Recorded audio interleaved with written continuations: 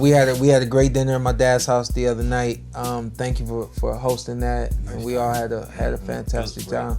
My dad had the idea that anybody in the room, anybody in the house could ring a bell, and at that point in time, we're gonna give a toast, salute to the team, salute to me, salute to my dad, whomever, whatever. And we had a fun time doing that. But there was something that my wife asked you. She asked you, did you ever have a hard time separating, like, being a coach and being a dad? That's my son, he's getting hurt. And I really want you, if you remember how you responded, and I know you remember, so if you could figure out a way to give that same response now, because as you were responding, I felt like you were explaining her, but you were explaining me. If you remember how you were explaining that to her. I was explaining to her, but explaining you? You were explaining yourself, yeah, to my wife. Yeah. But upon explaining yourself, right, I felt like you were explaining me. Right. So her question was to some degree was, how do you separate being his trainer and you're training him and being his father if he's getting hit or hurt? And then she mentioned how your first child, your first son, Shaddai, had gotten hurt and got cut, and he was bleeding real bad, and it was hard for her to be able to deal with that, so she just took him and left or whatever from wherever they were at and what they had going on. And I'm not sure verbatim what I said, but it was to the effect of, because of who I was coming into what we did, I've always instilled my thought processes. I've always instilled my mindset. I've always instilled my will into my athletes, into you. So to go back to what you said earlier, I didn't just start coaching when I started coaching you. I had coached lots of guys prior to you, and I had a lot of opportunities with guys and coaching guys and doing different things, everything from football to boxing. So you dig on all those things, but your own experiences and my own experiences and the things that I dealt with at such a young age, as I said earlier, I've been getting paid to fight all my life, right? The choice to become a professional boxer at the time or be a father, well, it was more important to be a father. Sure. So having what I thought, not just a good job, but a great job with a 401k plan, with like a boss that loved everything I did at work, and then after work, he wanted to go with me to the gym and watch me box, and he wanted to train with me, and he loved boxing. That was my sacrifice. That was, okay, you can't be a pro boxer. You gotta keep this job and you gotta raise these boys. So being a single father, raising the boys, that was more important. So the things that I dealt with growing up, and the pain that I went through, and the burn that I went through, or the any type of cuts or any type of injuries or anything that I dealt with, I never allowed anything to stop me from doing what I was doing. You come along and you were that same type of kid. I remember at 3 years old, you rode your little big wheel down the steps, bust your head, you're bleeding, we wipe it off, put a Band-Aid on, and you still riding. That's who you were. You know, I can remember throwing your brother up in the air all the time as I walked with him. And I threw him up one time. He decided to grab a branch. He didn't come down when he was supposed to, so I missed him. He lands on the concrete. He busts his head. There's blood. I pick him up and I said, big dudes don't cry. So you guys were taught at such a young age to deal with anything that you had to deal with, any type of pain. So for me to get pushed into the fire literally as a little 4-year-old kid by another kid, because back then they used to actually burn the garbage. And we're standing around while the garbage is burning and people threw, things into this big pile of garbage to burn it, another kid shoved me into it. And I fall in, I get burned. And I still got the burn marks all completely across my stomach, right?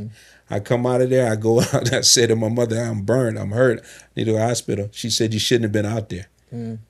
This is what I was built for, right? So the things that happened to me is what I instilled in you, and you were able to take those things and you did those things. So you ran into a wall, you didn't stop, you hit it again, So when you did all the things that you did and you were successful, there's no surprises to me of what you did. So, I mentioned to her that the reporter comes to me before the Danny Garcia fight. He says, Danny says he's going to stop Shawn in 5 or 6 rounds on cuts because Shawn gets cut easy. And I said, you tell Danny I'm going to cut him before we go to the ring. Yeah. Because that's who I am and that's who you were. And I had the best cut man in the world anyway, so I didn't worry about that kind of stuff. But as I was trying to tell that story the other night, I hope I answered your question to some type of effect, that you were just built like that since you were just like 3 or 4 years old. You were built that way. The one thing I noticed is every time he'd ever been down, whether he was hurt or not, if he got up, he looked like he was more mad at himself than he was at anything.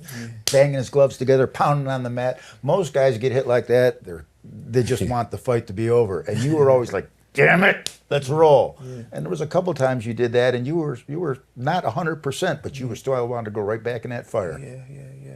Well, as I was about to say the other night in the Berto fight, and he had a lot of cuts over both eyes, and you were doing an amazing job, Hal, in between each round, getting him ready to go back out for the next round, and he'd come back and he'd be cut even more. The same cut would increase over both eyes. As a matter of fact, if you guys recall, after the fight, both him and Berto are in the hospital, and they're in the same hospital. Yeah, we was right next to each other. Beds. They're sitting right next to each other in the hospital beds.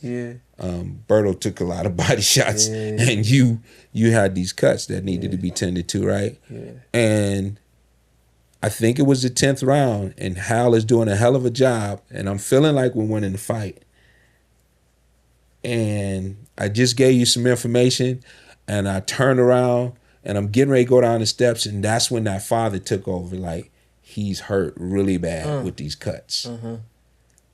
And I'm coming down the steps, and I turn back around, and I come back in the ring. I say, hey, wait a minute. Get him out of here now. Let's go home. Right now. Get him out of here now. Let's go home. And that's when you went right at him. And you finished him off. And that's not something that just started that night.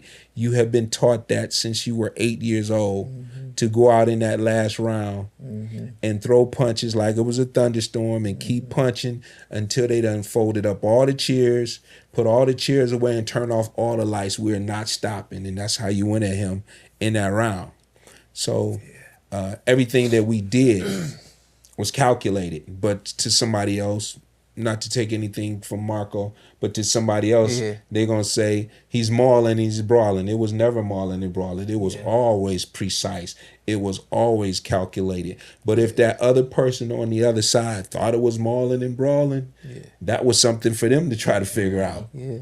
Right? It was always premeditated. It was always worked on. There was always Barry's intelligence and genius, as you called to me, but I feel that this is a head coach here. He calls and I'm his assistant. What you need me to do with this bucket, Barry?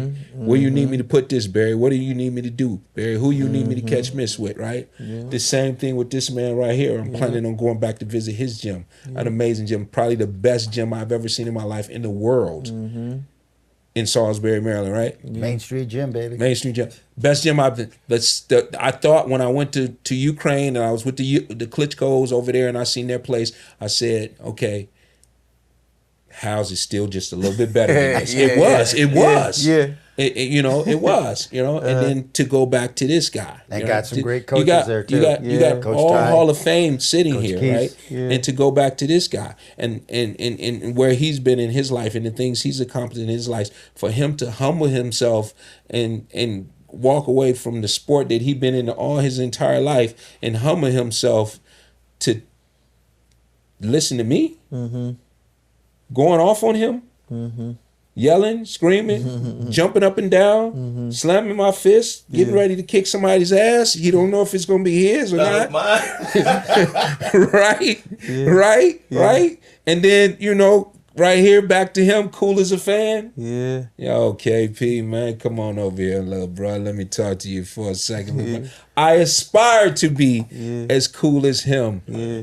The in coolest, my life. The coolest. Right? And if I could be white, I'd be him. I always said I'm the coffee and the cream in this crew, or the cream and the coffee.